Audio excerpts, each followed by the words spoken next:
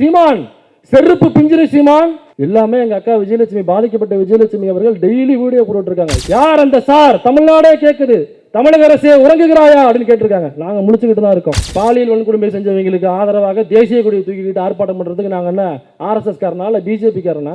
ஒரு பெண்ணு பாதிக்கப்பட்டாங்க, அதுக்காக யார் அந்த சார் அப்படிங்கிற அந்த கேள்வி வருதுன்னா 60 பெண்கள் பாதிக்கப்பட்டிருக்காங்களே, அப்ப யார் அந்த சார்கள்? இங்க நேரடியா இருக்கு. அதுல திமுக காரா இருக்கானா, அல்லது ஆளுநர் RN ரவி தான் அந்த சாரா, அல்லது சீமான் தான் அந்த சாராங்கிறது நமக்கு தெரியல. நாம் தமிழர் கட்சி நிர்வாகியா இருக்கான், மாநில செயலாளராக இருக்கான், 3 நாம் தமிழர் கட்சி நிர்வாகிகளை வர வச்சு அது யாருன்னு தெரியல. 3 பேர். அது பாக்யராஜா இருக்கலாம், சத்யாவா இருக்கலாம், சத்யானாக்கா அந்த கட்சியில் அவனா இருக்கலாம், அல்லது மாணிக்கமா இருக்கலாம், கரிகஞ்சியா இருக்கலாம், ஏன் அண்ணன் சீமானா கூட இருக்கலாம். நமக்கு தெரியல. ஏன் இவ்வளோ பெரிய குற்றத்தை பாலியலாக இவ்வளோ பெண்களை சுரண்டிருக்கான் ஒருத்தவன். அவங்களும் வாக்குமூலம் கொடுத்துட்டாங்க. பாதிக்கப்பட்ட பெண்ணை நேரடியாக போலீஸ் ஸ்டேஷனுக்கு போய் 3 பெண்கள் பாதிக்கப்பட்ட பெண்கள் போகிறாங்க. அதுக்கப்புறம் 2 நாள் அலைஞ்சு ஒரு அட்வொகேட்டை போட்டு அங்கே கூட்டு போய் அட்வொகேட்டை வச்சு, அப்போ ஒரு பாதிக்கப்பட்ட பெண்ணும் ஒரு அட்வொகேட்டை கூட்டு வரணுமா உங்களுக்கு? இப்போ நாங்கள் அதையை விட்டு இன்வெஸ்டிகேஷன் மேலே நாங்கள் பார்க்குறதா? நாங்கள் என்ன யூனிஃபார்ம் மாட்டி நிற்கிறேன்? இதுவும் யூனிஃபார்ம் தாங்கிறது வேற. ஆனால் நான் காக்கி யூனிஃபார்ம் போல இல்லை, என்னுடைய வேலை அது இல்லை. உனக்கு டிஐஜியே வந்து after all DIG, IPS officer, நீ ஆஃப்டர் ஆல் ஐபிஎஸ் ஆஃபீஸர், நீ சட்டையை கழட்டி வச்சுட்டு வாம்ப ஏன் அயன் பண்ணி தர போறியா? இல்லை கேட்குறேன், அயன் பண்ணி தர போறேன். கமலஹாசன் அடிக்கிற அடியில் இனிமே எவனுக்குமே கட்சி ஆரம்பிக்கணுங்கிற ஆசை வரக்கூடாது. நீங்களோட எதிர்த்தாப்புல ஒரு பத்திரிகையாளர் கேள்வி கேட்டாப்புல, ஐயா விஜய் வந்தாலும் எவன் வந்தாலும் சரி அப்படின்ட்டு அடுத்த 2 வருஷத்துல கபால்னு விஜய் காலில் போய் விழுந்தவர் தான் நம்ம.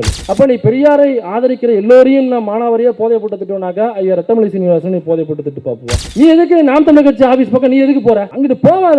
அவன் அந்த பையன் இருக்கானாலே போவாத. யார்கிட்ட சொல்லிட்டு இருப்பாங்க? 83 வயசு கிளவிட்ட. இந்த மாணிக்கம் ஒரு பதிவு போட்டிருக்காப்புல, எங்க அண்ணன் இசுசு கார் எடுத்துட்டு விரைந்து வந்து கொண்டு இருக்கிறார் அந்த கூட்டத்தை நோக்கி. ஏன்னா அவர் திட்டுறதை அவர் பார்க்கறது ரொம்ப ஷாலியா இருக்கும், அதனால அண்ணன் வந்துகிட்டு இருக்காரு அப்படின்னு. வரவேற்க நாங்களும் தயாராக இருக்கிறோம். தில் இருந்தால் வாருங்கள், இல்லை என்றால் 13வது ரவுண்டை முடித்து விட்டு தூங்கவும். ஒரு பெரிய புயலே அடிச்சு ஓஞ்சது மாதிரி இருக்க நான் பசும்பொன் பாண்டியன் அவர்கள் பேசினது. ஏன்னா இந்த பேசிக்கிட்டு இருக்கிற இன்பிட்வீன் கேப்ல தெரியல, இந்த 10 கேமரால ஏதோ ஒரு கேமரா இருக்கலாம், அல்லது எங்கிட்டாவது இடையில இருந்திருக்கலாம். இப்போ தம்ப்நெயில் போட்டு வீடியோ போட்டிருக்காங்க. சீமானை கண்டித்து நடத்திய கூட்டத்தில் கூட்டம் இல்லாமல் கடுப்பாகிய சுபவி. கொஞ்சம் கடுப்பா முகத்தை வச்சுங்க ஐயா, கொஞ்சம் கடுப்பா. நீங்க சிரிச்சுக்கிட்டு இருக்கீங்க, தம்ப்நெயில்ல போட்டோ இல்லாமல் வேற எங்கேயோ இருந்தால் எடுத்து வச்சுருக்கீங்க. கொஞ்சம் கடுப்பா வச்சுருந்தீங்கன்னாக்கா அவங்களுக்கு கொஞ்சம் ஈஸியாக இருந்திருக்கும். எப்போ சொன்னீங்கன்னா நாங்களே தம்ப்நெயில் அனுப்புகிறோம். உண்மையிலே கடுப்பு தான். என்னன்னா ரொம்ப கம்மியாக பசுமுன்னம் பாண்டியனை பேசிட்டாருங்கிறது எனக்கு கடும் கோபம். அதுல இன்னொரு தம்ப்நெயில், சீமானை கண்டித்து ஆர்ப்பாட்டம், நேரில் சென்று பார்க்க சீமானே போகிறார், சீமானை விரைகிறார் அப்படின்னு. அதுல அந்த கட்சியில ஒருத்தன் இருப்பான். அவன் பேரை நான் வழக்கமா வேற மாதிரி உச்சரிப்பேன், ஆனா மேடையில பல மூத்த தோழர்கள் இருக்காங்க, கீழையும் தோழர்கள் இருக்காங்க, அதனால மாணிக்கம்னு நான் சுருக்கம் கூப்பிட்டுக்கிறேன். இந்த மாணிக்கம் ஒரு பதிவு போட்டிருக்காப்புல, எங்க அண்ணன் இசுசு கார் எடுத்துட்டு விரைந்து வந்து கொண்டு இருக்கிறார் அந்த கூட்டத்தை நோக்கி. ஏன்னா அவர் திட்டுறதை அவர் பார்க்கறது ரொம்ப ஷாலியாக இருக்கும், அதனால அண்ணன் வந்துகிட்டு இருக்காரு அப்படின்னு. வரவேற்க நாங்களும் தயாராக இருக்கிறோம். தில் இருந்தால் வாருங்கள், இல்லை என்றால் 13வது ரவுண்டை முடித்து விட்டு தூங்கவும். ஏன்னா எங்களுக்கு நிறைய வேலைகள் இருக்கு. உனக்கு என்னப்பா, நீ சீமானு என்ன வேணாலும் பேசலாம். நாம அப்படி இல்லை. ஒரு கண்டென்ட் எடுத்தாலும் ஒரு 13 தடவை கிராஸ் செக் பண்ணிட்டு அதுக்கப்புறம் சரியா தவறானு சொல்லிட்டு தோழர்கள்ட்ட ஃபோன் பண்ணி கேட்டுட்டு, அப்புறம் நம்மளுடைய வெப்பன் சப்ளையர் ஐயா சுபவி அவர்களுக்கு ஃபோன் பண்ணி கேட்டு, ஐயா அது சரிங்களா, அது பேசலாமான்னு கேட்டு அதுக்கப்புறம் தான் நம்ம பேசியாகணும். ஒரு வார்த்தை போனாலும் திரும்ப மறுநாள் அதற்கான மன்னிப்பை நம்ம கேட்கணும் மக்கள்கிட்ட. ஏன்னா நமக்கு இந்த கடமை இருக்கிறது அப்படிங்கிறதுனால. இந்த கூட்டத்தை ஏற்பாடு செய்த ஐயா சுபவி அவர்களுக்கும், இந்த மேடையில் வீட்டிருக்கிற மூத்த தோழர்களுக்கும், பெரியார் விருதை வாங்க இருக்கிற ஐயா விடுதலை ராஜேந்திரன் அவர்களுக்கும், தோழர் அருள்மொழி தோழர் அவர்களுக்கும், ஐயா பெல்ராஜன் அவர்களுக்கும், தோழர் மதிவதனி அவர்களுக்கும், இன்னும் நிறைய தோழர்கள் வந்திருக்கிறீங்க. இப்படி உச்சரிச்சுட்டே இருந்தனாக்கா 5 நிமிடத்தில் முடிக்கும்னு சீட்டு கொடுத்துருவாங்க. அதனால இன்னைக்கு வழக்கமாக பேசுகிற விஷயங்கள் நிறைய இருக்கு. அதோட சேர்ந்து இன்னைக்கு ரொம்ப முக்கியமான ஒரு 2 விஷயத்தை நான் ஆதாரங்களோட இங்கே எக்ஸ்போஸ் பண்ண வந்திருக்கேன். ரொம்ப முக்கியமான எக்ஸ்க்ளூசிவ் கண்டென்ட். இது வரைக்கும் எந்த யூடியூப் சேனல்லையும், எந்த சோஷியல் மீடியாவிலையும், எந்த மெயின் ஸ்ட்ரீம் மீடியாவிலையும் வராத முக்கியமான 2 வழக்குகள் சம்பந்தப்பட்ட ஆதாரங்களோட நான் இன்னைக்கு வந்திருக்கேன். இந்த யார் அந்த சார் அப்படின்னு கேட்டு டெய்லி ஒருத்தவன் சவுக்கால் அடிச்சுக்கிறது, அப்புறம் அந்த மரணக்கிணறில் பைக் ஓட்டுறது, இன்னும் கொஞ்ச நாளில் விடிய விடிய நான் ஒத்த காலில் சைக்கிள் ஓட்டிகிட்டு இருக்கேன் அப்படின்லாம் பழைய படத்தில் பாண்டியன் இந்த மாதிரி சர்க்கஸ்லாம் பண்ணுவார். அவர் இப்போ இல்லையா, அதனால் அந்த குறையை தீர்த்து வைப்பதற்காக இங்கே உள்ளூர் பாண்டியன் ஒருத்தர் சுற்றிட்டு இருக்காருல்ல. ஸோ இது போன்று நிறைய கேட்டுட்டு இருக்காங்கல்ல, யார் அந்த சார், யார் அந்த சார், எதுக்கு அவங்கள கத்த விட்டுக்கிட்டு, அந்த சார் யார் அப்படிங்கிறதுக்கான எக்ஸ்க்ளூசிவ் ஆதாரத்தோடு இன்றைக்கி நான் வந்திருக்கேன். யார் அந்த சார் அப்படிங்கிறது இங்கே நான் ஓப்பன் பண்ண போகிறேன். அதுக்கு முன்னாடி சில பதில்கள் நம்ம சொல்ல வேண்டியிருக்கு. இந்த கூட்டத்தை பார்த்தோன்னே எனக்கு கொஞ்சம் ஜர்க்காயுது. அவ்வளவு கூட்டம் வரும்னு உண்மையிலேயே நான் எதிர்பார்க்கல. இவ்வளவு தோழர்கள் வந்து அமர்ந்திருக்கீங்க, எல்லா கருஞ்சட்டை வீரர்களாக. இவ்வளவு கூட்டத்தை பார்க்கும் பொழுது உண்மையிலேயே நெஞ்ச நிமிர்த்தி, ஆமாண்டா கருப்பு சட்டாண்டா என்னடா இப்போ அப்படின்னு தைரியமாக நம்ம ஒரு தடவை சொல்லிக்கலாம். அப்புறம் வரும்போது போலீஸ்காரவங்க அங்கே முனையில் பேரிகேட் போட்டு சின்ன சின்ன பசங்களாம், ஸ்கூல் பசங்க இப்படிக்கான் இருப்பாங்க. அவங்கெல்லாம் ஒரு பையை எடுத்துகிட்டு போகிறாங்க. போலீஸ்காரவங்க கூப்பிட்டு என்ன பையை காமிங்க, என்ன இன்னும் பையை உள்ளே உதறிட்டு அவங்க ஏதோ சக்கரை, நாட்டு சக்கரை எல்லாம் வாங்கிட்டு போயிட்டுருக்காங்க வீட்டுக்கு. அது என்னென்னு காமி, ரேஷன் கடை காமி, எங்கே இருக்குது வீடு, ஆதார் கார்டை காமி அப்படின்னு காவல்துறை தன்னுடைய சட்டத்தை, அவங்க சட்டம் தன் கடமையை செஞ்சு எனக்கு என்ன, ஏன் இந்த குழந்தை பிள்ளைகள்லாம் என்ன ஒரு லாலிபப் வாங்கி சாப்பிடும் அல்லது குருவி ரொட்டி குச்சி மிட்டாய் வாங்கி சாப்பிட போகுது, எதுக்கு இது ஒரு பயங்கரவாதிகள் மாதிரி அவங்க ட்ரீட் பண்ணுறாங்கன்னு சொல்லிட்டு அப்புறம் விசாரிச்சோன்னு தான் தெரியுது, இல்லை நாம் தமிழர் கட்சியிலேருந்து வாட்ஸ்அப் குரூப்களில் இங்கே அவங்க தங்களுடைய தொண்டர்களை அனுப்பி கல்லெறிவதற்கு ஆயத்தமாக இருப்பதாக ஐஎஸ்லேருந்து தகவல் வந்திருக்கு. அதனால் நாம் தமிழர் கட்சி தொண்டர்கள்லாம் நாங்கள் விசாரிச்சுக்கிட்டு இருக்கோம் அப்படின்றாங்க. ஆமாம்மா, நீ கரெக்டாக இருக்கீங்க போலீஸ்காரையா, நீங்கள் சரியான போலீஸாக இருக்கீங்க, விசாரிங்க, கண்டிப்பாக விசாரிங்க. எனக்கு அந்த பையனை விட்டோம்னாக்கா டவுசர் நினையாமல் அவனால் ஒன்று கடிச்சிட்டு வர முடியாது யூரின் பில்லுக்கு. அப்படியாப்பட்ட அவங்க தானே நாம் தமிழர் கட்சியில் பூராவும் தொண்டர்களாக இருக்காங்க. இந்திரகுமார் தேரடி பேசும்பொழுது ஐயா பாரதிதாசன் அவர் எப்படி ஒரு திராவிட கவிஞனாக தன்னை இறுதி மூச்சு வரை சொல்லிக் கொண்டார் அப்படிங்கிறதுக்கான பல கவிதைகளை, அவருடைய பேச்சுக்களை, ஆதாரங்களை, எழுத்துக்களை நிறைய வாசித்தார்.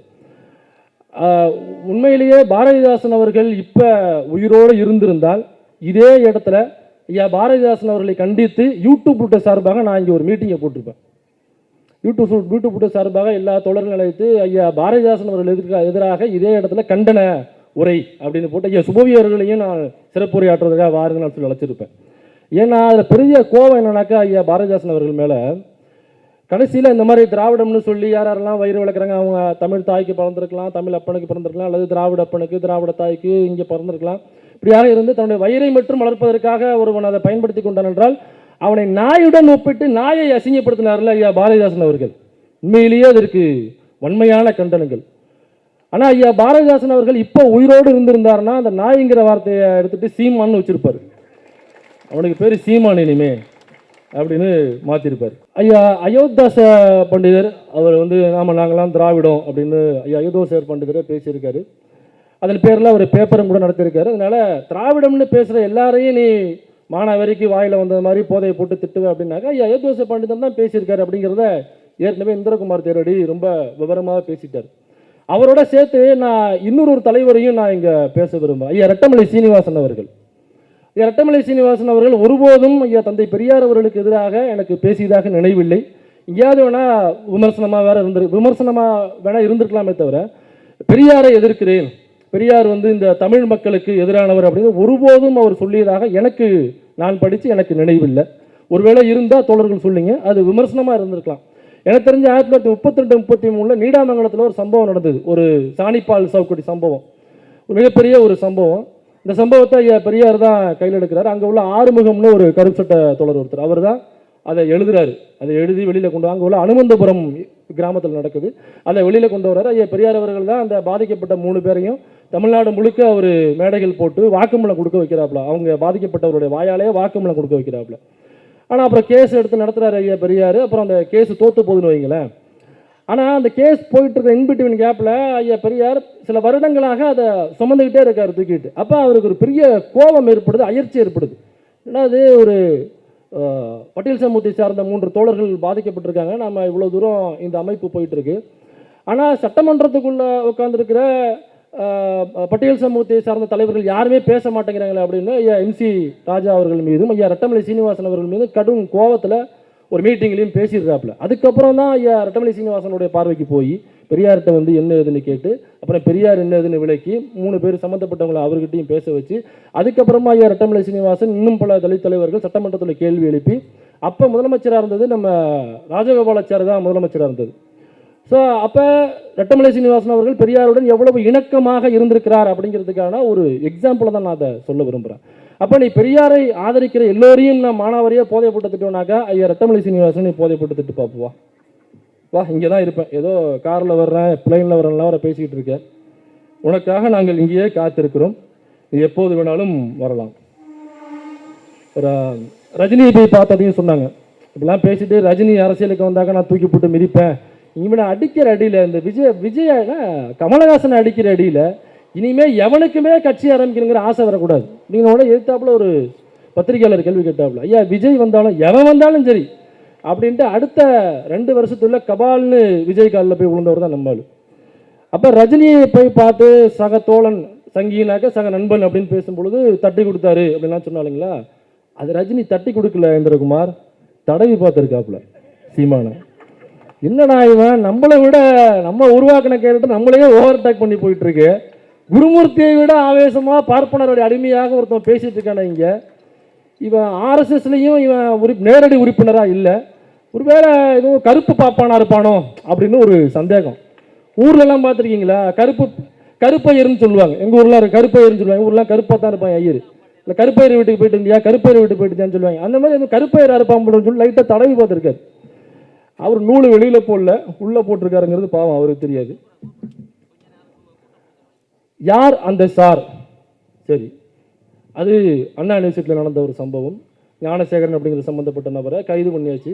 பாவம் அவரும் அந்த பாசி படர்ந்த பாத்ரூமில் போய் அவர் வலிக்கு விழுந்து பாதுகாப்பு அதிகாரிகள் அதுக்கப்புறம் காப்பாற்றி கொண்டு போய் ஹாஸ்பிட்டலில் சேர்த்து அவருடைய உயிரை காப்பாற்றிருக்காங்க. அங்கே உள்ள மருத்துவர்களும் கண்ணாடி கழட்டிட்டு நல்ல வேலை 2 நிமிஷத்துக்கு லேட்டாக கொண்டு வந்தீங்கன்னா அவ்வளோதான், காப்பாற்றிருக்கீங்க, இதற்காக அரசாங்கம் இவர்களுக்கு அவார்டு கொடுக்க வேண்டும், உயிரை காப்பாற்றிருக்கு அப்படின்னு எல்லாம் முடிஞ்சிருச்சு. சட்டமன்ற இதில் நீதிமன்றத்தையும் கொண்டு போய் நிப்பாட்டியாச்சு, எஸ்ஐடி போட்டாச்சு, குண்டாஸ் போட்டாச்சு, அப்புறம் கஸ்டடியில் எடுக்கணும்னு சொல்லி கேட்டிருக்காங்க, எல்லாம் ப்ராப்பராக போயிட்டு இருக்கு. இதற்கப்புறமும் யார் அந்த சார், யார் அந்த சார், யார் அந்த சார் அப்படிங்கிறது டெய்லி யாரோ ஒருத்தர் கேட்டுக்கிட்டு இருக்காங்க. சரி, இன்னைக்கு அந்த யார் அந்த சார் அப்படிங்கிறத நம்ம பார்த்துருவோம். இதே சென்னை மடுவாங்கரையில் ஒரு ஐடி ஆபீஸ் ஒருத்தர் போறாரு, அவருடைய பேர் சக்திவேல். அதுங்களா வீடியோ பார்த்துருக்காரு தோழர். ஏன்னா இது பெருசா பேசப்படவே இல்லை. ஒரு மாணவி அண்ணா யூனிவர்சிட்டியில் அவங்க பாலியலான விஷயத்துக்கு ஒருத்தன் வந்து முற்படுறான், அது ஒரு இஷ்யூ ஆகுது. கண்டிப்பாக பாதிக்கப்பட்ட பெண்ணின் பக்கம் தான் நம்ம நிற்கிறோம், அதில் எந்த மாற்று கருத்தும் இல்லை. அதில் இவங்களுக்கு என்னன்னாக்கா எப்படியாவது திமுக கூட கனெக்ட் பண்ணி, இவங்களுடைய அரசியல் புத்தி அது, எப்படியாவது திமுக கூட கனெக்ட் பண்ணி ஞானசேகரன் அந்த சார் அப்படிங்கிறது யார் அந்த சார்னா ஏதோ ஒரு திமுக காரர்கிட்ட கொண்டு போய் நிப்பாட்டின்னு அப்படிங்கிறது. அந்த சாருங்கிறது ஒருத்தருமே இருக்காரா இல்லையாங்கிறது நமக்கு தெரியல, விசாரணை முடிஞ்சோன்னா வரும். ஒருவேளை அந்த சார் அப்படிங்கிறது ஒருவேளை திமுகவை சார்ந்தவராக இருந்தாலும் அவர்களுக்கு தண்டனை வாங்கி தர வேண்டும் என்பதில் நமக்கு துளியளவு மாற்றுக்கிறது கிடையாது. நீ ஃபெயில் ஆகிட்ட, யார் அந்த சாருங்கிறது ஃபெயில் ஆகி நிற்கிற, நீ யாராக இருந்தாலும் உள்ள தூக்கி வைக்கணுங்கிறது எங்களுக்கு எந்த மாற்றுக்கிறதும் கிடையாது. திமுக காரனாக்க என்ன, உடனே அவர் கைது பண்ணாதீங்க விட்டுருங்க, அவருக்கு சிவப்பு கம்பளம் போட்டு வரவேற்று அவர் அண்ணா யூனிவர்சிட்டியில் விட்டு இன்னும் 4 பெண்களை பாலியல் உறவு செய்வதற்கு போலீஸ் பாதுகாப்பு கொடுக்க வேண்டும் சொல்லிட்டு கருப்பு சட்டை போட்டு போய் நம்ம என்ன போராட்டமாக பண்ண போகிறோம்? நாங்கள் என்ன பிஜேபிக்காரவங்களா? பாலியல் வன்கொடுமை செஞ்சவங்களுக்கு ஆதரவாக தேசிய கொடியை தூக்கிக்கிட்டு ஆர்ப்பாட்டம் பண்ணுறதுக்கு நாங்கள் என்ன ஆர்எஸ்எஸ் காரனா இல்லை பிஜேபிக்காரனா?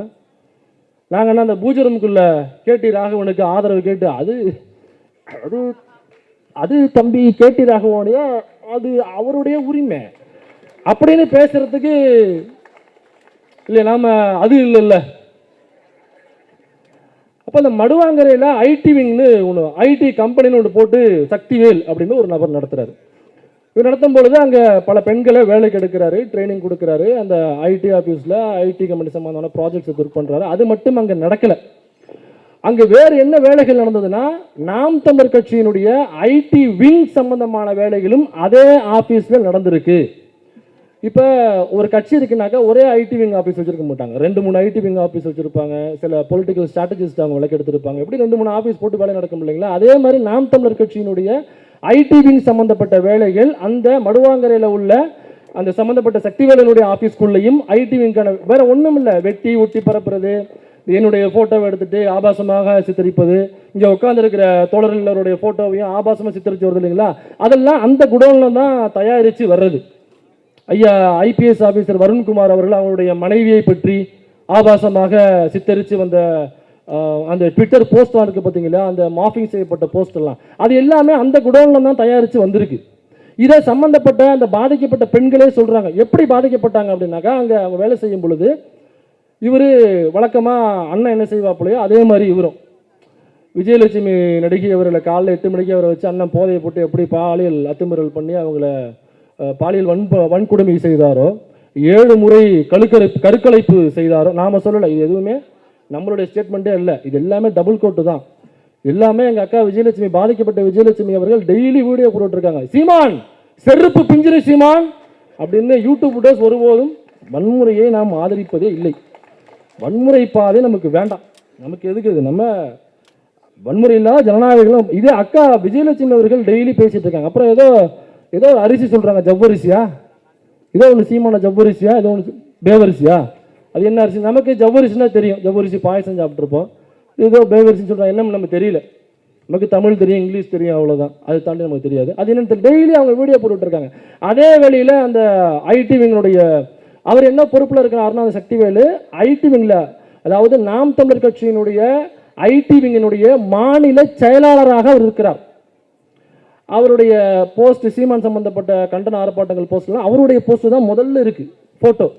இவர் அந்த வேலைக்கு எடுத்த பெண்கள் என்ன பண்ணுறாருனாக்கா, பாலியலாக சுரண்டுவது, அவங்கள ஒன்றும் இல்லை, ஒரு சூவின்கம் கொடுக்குறாப்லையா அந்த பெண்கள் வந்து தனிப்பட்ட முறையில் சண்டே அன்னைக்கு ஆஃபீஸ் வர வைக்கிறது. ரொம்ப கிளியராக சொல்கிறேன், சண்டே அன்னைக்கு ஆஃபீஸ் வர வச்சிருக்காப்புலங்க. ஆஃபீஸ் வர வச்சு முக்கியமான வேலை, அது கண்டிப்பாக நீங்கள் வந்தால் தான் செய்ய முடியும், அது முக்கியமான கோடிங் அப்படின்லாம் சொல்லி வர வச்சிருக்காரு. ஆஃபீஸுக்கு போனாக்கா 3 நாம் தமிழர் கட்சியை சார்ந்த நிர்வாகிகள் 3 பேர் அந்த ரூமுக்குள்ளே இருந்திருக்காங்க. இது எதுவுமே நான் சொல்லலை, இது எல்லாமே ஆதாரம் இருக்குது, ஆதாரத்தோடு தான் நான் இப்போ வந்திருக்கேன். பாதிக்கப்பட்ட அவங்க கொடுத்த வாக்குமூலம் 3 நாம் தமிழர் கட்சி நிர்வாகிகள் அங்கே உள்ளே உட்காந்துருக்காங்க. வர வச்சு ஏதோ சூவின்கம் மாதிரி ஒன்று கொடுத்துருக்காப்புல. அந்த சூவின்கம் வாய்ஸ் ஃப்ரெஷ்னஸுக்கு கொஞ்சம் ஸ்மெல் வர்ற மாதிரி இருக்கு உங்கள் வாய், அவங்ககிட்ட பேசணும், அதனால் கொஞ்சம் சூவின்கம் போட்டுக்கன்னு சொல்லிட்டு கொடுத்துருக்காங்க. இதை மென்னத்துக்கு அப்புறம் அவங்களுக்கு கேர் ஆகிருக்கு, அவங்களுக்கு லைட்டாக தலை சுற்றுற மாதிரி வந்திருக்கு. அப்போ அதில் ஏதோ கலந்து கொடுத்துருக்காப்புல அப்படிங்கிறது பச்சை குழந்தைய கேட்டாலுமே அது சொல்லிவிடும். அப்போ இது நடந்ததுக்கப்புறம் அந்த 3 நாம் தமிழர் கட்சி நிர்வாகிகளை வைத்து கொண்டு அந்த பெண்ணை அந்த சூவின்கம் சாப்பிட்டதுக்கு அப்புறம் அந்த லைட்டான ஒரு மயக்கத்தில் இருப்பாங்க இல்லைங்களா, அந்த நிலைமையில் அவங்கள பாலியலாக சுரண்டிருக்கான். பாலியலாக சுரண்டுறதுனா உங்களுக்கு புரியும்னு நினைக்கிறேன், இதுக்கு மேலே நம்ம அதை ஓப்பனாக சொல்ல முடியாது. ஸோ அது செய்யும் பொழுது அவங்கள வச்சுக்கிட்டே செஞ்சுருக்கான். அதை வீடியோவாகவும் ரெக்கார்ட் பண்ணியிருக்காரு. வீடியோவை ரெக்கார்ட் பண்ணி அந்த வீடியோவை வச்சுக்கிட்டு அதுக்கப்புறம் ஒவ்வொரு முறையும் அவங்கள பாலியலாக சுரண்டுவது. அந்த ஒரு பெண்ணு மட்டும் இல்லை, 3 பெண்கள் மொத்தம். அதில் பாதிக்கப்பட்ட பெண்கள் கம்ப்ளைண்ட் தர்றதுக்காக முன் வந்தது 3 பெண்கள். ஆனால் அந்த ஆஃபீஸில் வேலை பார்த்தா அது 60 பெண்கள். அப்போ எத்தனை பெண்கள் பாதிக்கப்பட்டிருப்பாங்க? தைரியமாக 3 பெண்கள் கம்ப்ளைண்ட் பண்ண வெளில வந்தவங்க. நான் சொல்கிறது அந்த பாதிக்கப்பட்ட பெண்கள் சொல்கிறாங்க, எங்களை மாதிரியே உள்ளே நிறைய பெண்கள் பாதிக்கப்பட்டிருக்காங்க. சரிங்க, நாம் தமிழர் கட்சியில் ஒரு ஐடி விங்கில் மாநில செயலாளராக இருக்கார், அதுக்காக அந்த கட்சியே அப்படின்னு சொல்லிட முடியுமா அப்படின்னு ஒரு கேள்வி வரும். நம்ம பகுத்தறிவாளர்கள் அந்த கேள்வி கேட்போம்ல, அதை மட்டும் வச்சுக்கிட்டு நான் நாம் தமிழர் கட்சி குற்றம் சுமத்தலை, ஒரு தனிநபருடைய தவறுன்னு சொல்ல வரல. அந்த நிர்வாகிகள் உள்ளே இருந்தாங்களே அதையும் வச்சு கூட அந்த பாயிண்ட்டை வச்சுட்டு கூட நான் அதை பேசலை. அதுக்கப்புறம் அவங்க கொடுக்குற வாக்குமூலம் என்னன்னா, இதே மாதிரி நீ கட்சி நிர்வாகிகளுக்கும் பெண்கள் தேவை, நாம் தமிழர் கட்சி நிர்வாகிகளுக்கு அவர்களுடன் நாங்கள் ரூம் போடுவோம், பாண்டிச்சேரியில் குற்றாலத்தில் ரூம் போடுவோம், நீ கண்டிப்பாக வர வேண்டும், இதே போன்று அவர்களுடன் நீ ஃபேவர் பண்ண வேண்டும், உன்னுடைய பெட்டை ஷேர் செய்ய வேண்டும், நீ பாலியலாக உடல் உறவு அவளை வைத்துக் கொள்ள வேண்டும் அப்படின்னு அந்த பெண்ணை மிரட்டி இருக்கிறார். அந்த பெண் மறுத்திருக்கு. மறுத்தினாக்கா இந்த வீடியோவை நான் உன்னுடைய புருஷனுக்கு அனுப்புவேன், கல்யாணமான பெண்களாக இருந்தால். கல்யாணம் ஆகாத பெண்கள்னாக்கா இந்த வீடியோவை என்னுடைய ஐடி விங்கை வச்சு, நாம் தமிழர் கட்சி ஐடி விங்கிறது எவ்வளோ பெரிய ஐடி விங்னு தெரியுமா, அந்த ஐடி விங்க கிட்ட இந்த வீடியோவை கொடுத்து நான் உலகம் முழுக்க உள்ள எல்லா தமிழகத்தையும் போய் சேர்க்கறதான வேலையை நான் பார்ப்பேன், நீ எப்படி வாழ்றங்கிறத நான் பார்க்குறேன் அப்படின்னு இந்த வீடியோவை இது ஃபார்முலாவாக பண்ணியிருக்காப்புல. சம்பந்தப்பட்ட பெண்கள் அவங்க கொடுத்த வாக்குமூலம் அது. ஸோ அது எத்தனை மீடியாவில் எவ்வளோ பேர் இதை கவர் பண்ணீங்க, இவ்வளோ கேமராஸ் இருக்குது, எவ்வளோ பேர் நீங்கள் இதை கவர் பண்ணி, எவ்வளோ பெரிய விஷயங்க அது. 60 பெண்கள் பாதிக்கப்பட்டிருக்காங்க. நாம் தமிழர் கட்சி நிர்வாகியாக இருக்கான், மாநில செயலாளராக இருக்கான், 3 நாம் தமிழர் கட்சி நிர்வாகிகளை வர வச்சு, அது யாருன்னு தெரில 3 பேர். அது பாக்யராஜா இருக்கலாம், சத்யாவாக இருக்கலாம், சத்யானாக்கா அந்த கட்சியில் அவனாக இருக்கலாம், அல்லது மாணிக்கமாக இருக்கலாம், கரிகஞ்சியாக இருக்கலாம், ஏன் அண்ணன் சீமானா கூட இருக்கலாம், நமக்கு தெரியல. அது பாதிக்கப்பட்ட பெண் வந்து சொன்னாதான் அது யாருங்கிறதே தெரியும். எனக்கு அந்த பேரை உச்சரிக்கிறாங்க, ஆனால் அந்த இடத்துல பி போட்டிருக்காங்க, மரியாதை கருதி, அல்லது அது தெரியக்கூடாது. எனக்கு சட்டம் ரொம்ப வலுவாக இருப்பதனால, சட்டத்தை சரியாக இந்த ஆட்சி கடைபிடிக்கிறதுனால அந்த பேர் சொல்கிற இடத்துல அவங்க பி போட்டிருக்காங்க. ஸோ இதை வைத்து மிரட்டுவது அப்படிங்கிறது இன்னும் தொடர்ந்து நடந்துகிட்டு இருக்கு. இதில் அந்த பாதிக்கப்பட்ட பெண் கொடுத்த வாக்குமூலத்தை நக்கீரனில் ஃபர்ஸ்ட் ஒரு பேட்டி கொடுத்தாங்க. ஒரு 10 செகண்ட் தான், முக்கியமான போர்ஷன் மட்டும் தான் எடுத்து வந்திருக்கேன், நீங்களே இதை கேளுங்க. என்னோட ஆஃபீஸ் பார்த்தீங்கன்னா நாம் தமிழர் கட்சி அதுக்காக ஒரு விங் மாதிரி, ஐடி விங் மாதிரி எங்கள் ஆஃபீஸில் ஃபுல் ஒர்க்குமே அவங்களுக்காக தான் போயிட்டு இருக்குது. இவரு அந்த கட்சியில் இருக்காரா? அவங்க இருக்காங்க. என்கிட்ட என்ன சொன்னாங்கன்னா, கட்சியிலேயே நிறைய பேருக்கு வந்து பொண்ணுங்க தேவைப்படுது, அங்கேயும் நான் அனுப்புகிறேன். அவர் சீண்டலை விடையும் அடுத்தவங்களுக்கு அனுப்புறதுல சொல்லும்போது எனக்கு ஒரு பெரிய நெட்வொர்க் இருக்கிற மாதிரி தெரிஞ்சுது. கோயம்புத்தூர், குற்றாலம் போகலாம், எங்கே வேணால் நம்ம போகலாம், கட்சி ஆளுங்களுக்கும் தேவைப்படும், நீ கோஆப்ரேட் பண்ணோம், இதெல்லாம் நீ பண்ணினா உன்னை இன்னும் நல்ல பொசிஷனுக்கு பிஸ்னஸ் டெவலப்மெண்ட் அசோசியேட் ஆக்குவேன். ஸோ இதில் நல்லா கவனிச்சுன்னா அவங்க சொல்கிற வாக்குமூலம் நக்கீரனில் அவங்க பேட்டியாக கொடுத்துருக்காங்க.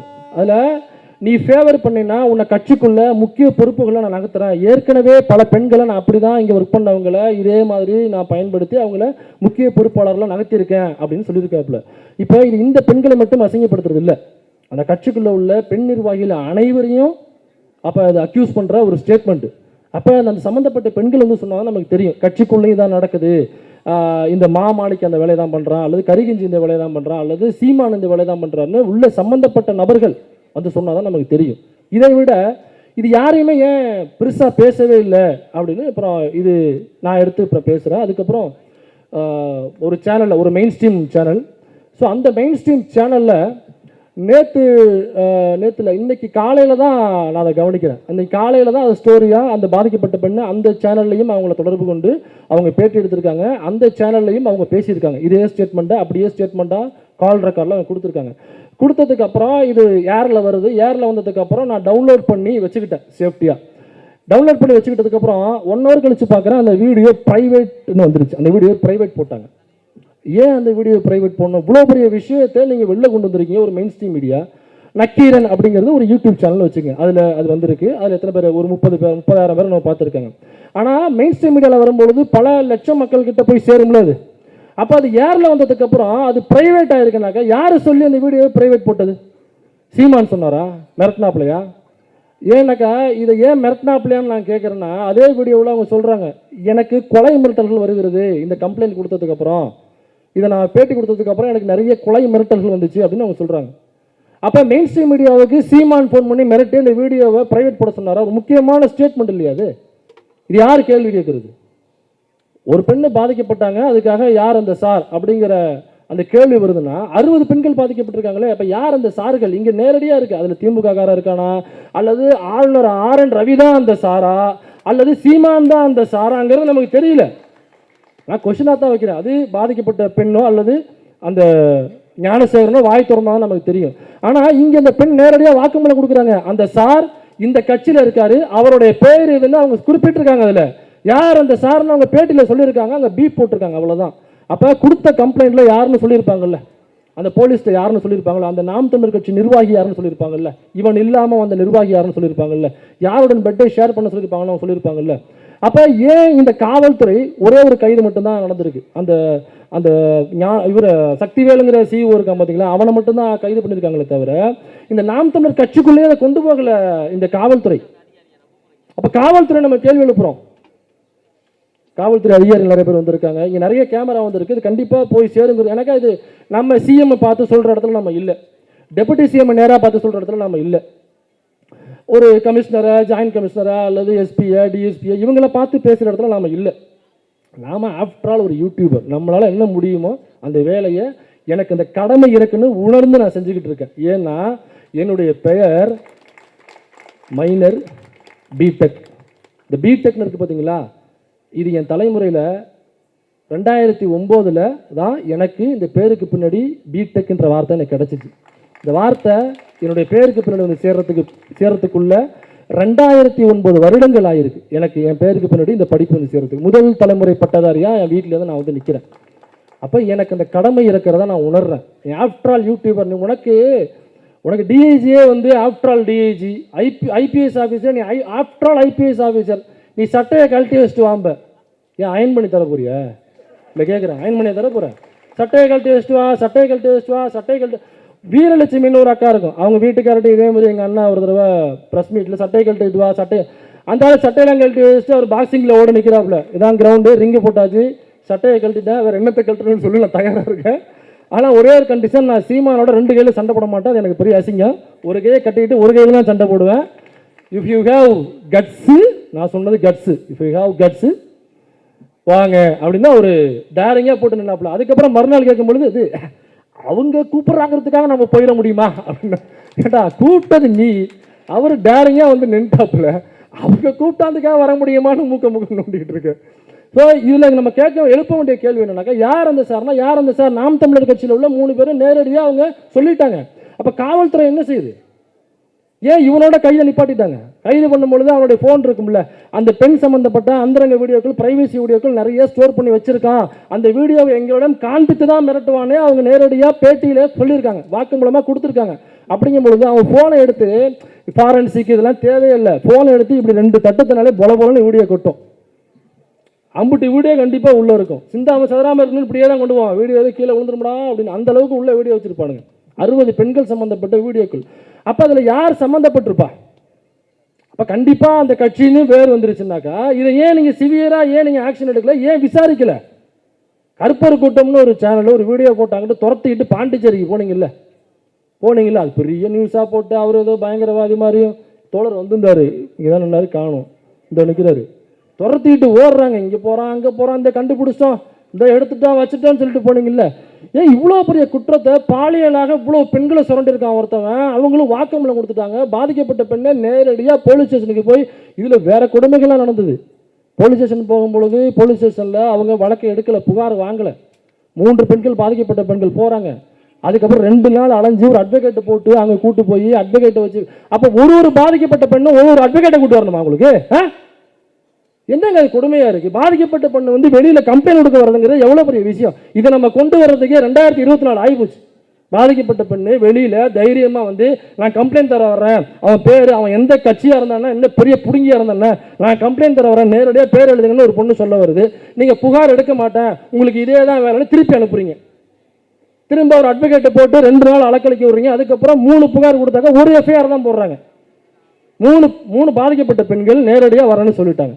3 பெண்களும் புகார் கொடுக்க வர்றாங்க. 3 பெண்கள்ட்டையும் புகார் எழுதி வாங்குறாங்க. ஆனால் எஃப்ஐஆர் ஒன்றே.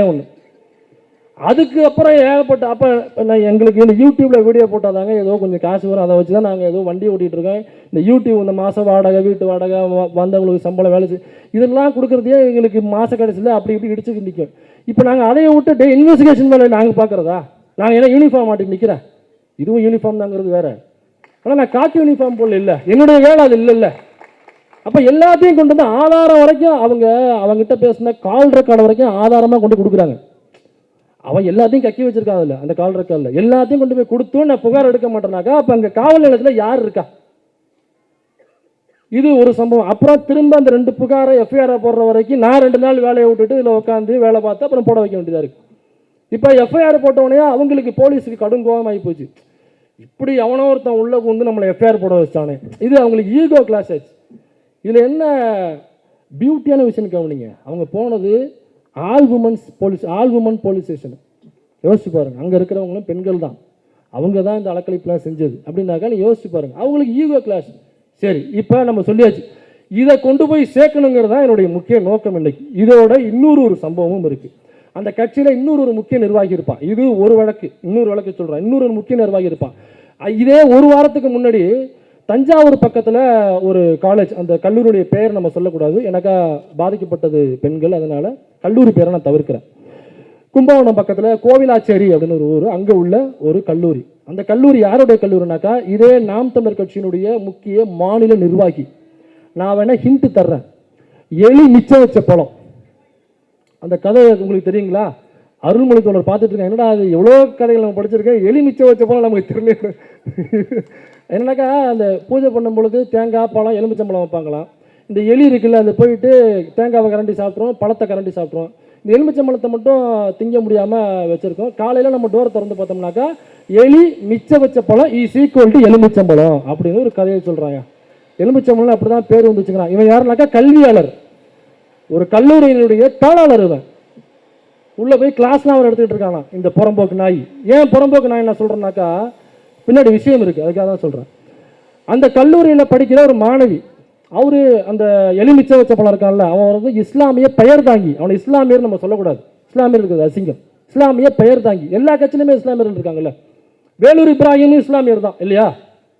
அந்த மாதிரி ஒரு வேலூர் இப்ராஹிம் இது ஒரு கும்பகோணம் இப்ராஹிமோ தஞ்சாவூர் இப்ராஹிமோ, அவ்வளோதான்.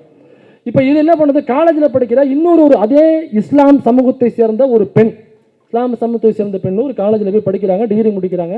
அப்படிங்கிறது பெரிய விஷயம், வரவேற்க வேண்டிய விஷயம் இல்லைங்களா? இந்த சமயத்தில் அந்த பெண்ணுக்கு அந்த கல்லூரியில் அவங்களுக்கு பாலியல் தொல்லை கொடுக்குறான் அங்கே இருக்கிற ஒரு ப்ரொஃபஸர். அவரும் ஒரு இஸ்லாமிய சமூகத்தை சார்ந்தவர். இப்போ இது பிரச்சனையாகுது. இப்போ என்ன பண்ணுறாங்க, இந்த பாதிக்கப்பட்ட பெண் நேரடியாக அங்கே உள்ள லேடி போலீஸ் ஸ்டேஷனில் போயிட்டு அவங்க கம்ப்ளைண்ட் பண்ணுறாங்க. அவங்க கம்ப்ளைண்ட் கொடுக்கும் பொழுது எஃப்ஐஆரில் புகார் கொடுக்கும் பொழுது 6 பேர் மேலே புகார் கொடுக்குறாங்க.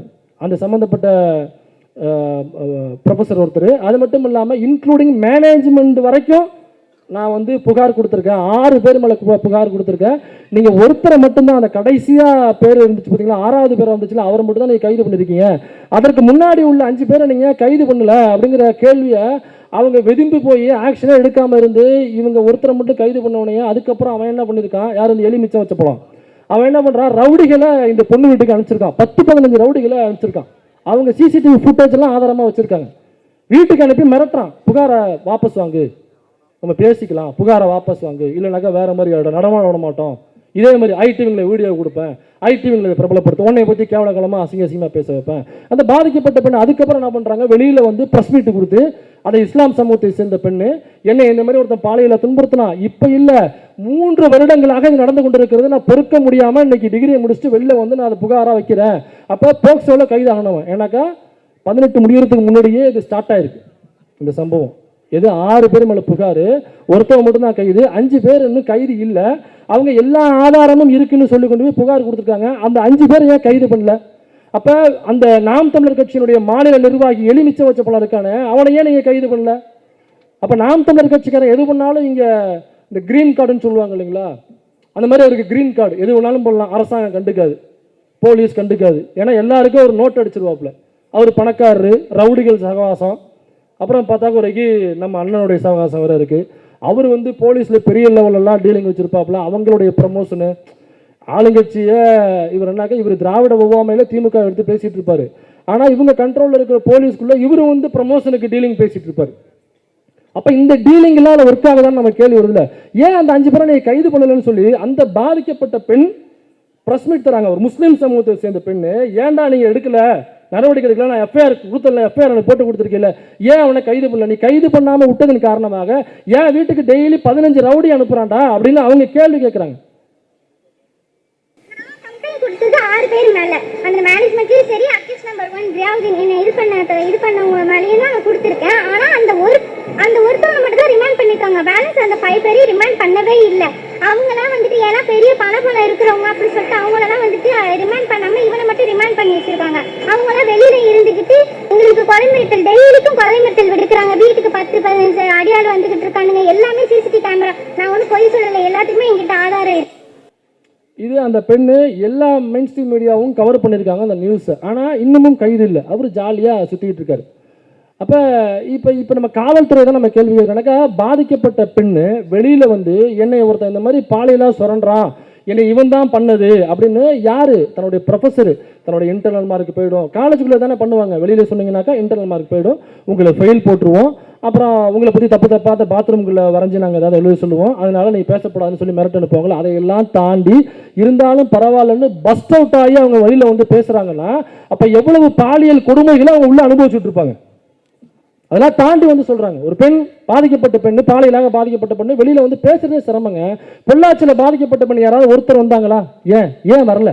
அவ்வளவு பெண்கள் பாதிக்கப்பட்டாங்கல்ல. அன்னைக்கு யார்கிட்டையுமே சவுக்கு இல்லை போல் இருக்கு. நீ சவுக்கே வெளியில் இல்லைங்கிற வேற விஷயம் உள்ள இருக்காருக்குள்ள. அன்னைக்கு சவுக்கு இருந்தாக்கா என்ன பண்ணிருப்பீங்க நீங்க? இருந்திருக்கு. ஆனால் நீங்கள் பண்ணிக்கல. ஏன்னாக்கா அது அதிமுககாரனுடைய எம்எல்ஏவனுடைய பையன் உள்ள சம்மந்தப்பட்டிருக்காருங்கிற தகவல் வருது. அப்போ அதிமுககாரனுடைய நிர்வாகியினுடைய பையெல்லாம் உள்ள இருக்கான், அதிமுக நிர்வாகியே உள்ள இருக்காருங்கிற தகவல் வருது. கிட்டத்தட்ட ஒரு ஹார்ட் டிஸ்க் ஃபுல்லாக கொண்டு போய் அன்றைக்கி வீடியோ கொடுத்தாங்கல்ல, என்ன பண்ணீங்க, என்ன நடவடிக்கை எடுத்தீங்க? அப்போ அந்த பெண்கள் ஏன் வெளியில் வந்து சொல்ல? ஏன்னாக்கா இந்த சமூகம் இப்படியாக பாதிக்கப்பட்ட பெண்கள் வெளில வந்து சொல்கிறாங்கனாக்கா அவங்களே விக்டிம் ப்ளேம் பண்ணுவோம், நம்ம விக்டிம் ஷேம் பண்ணுவோம்.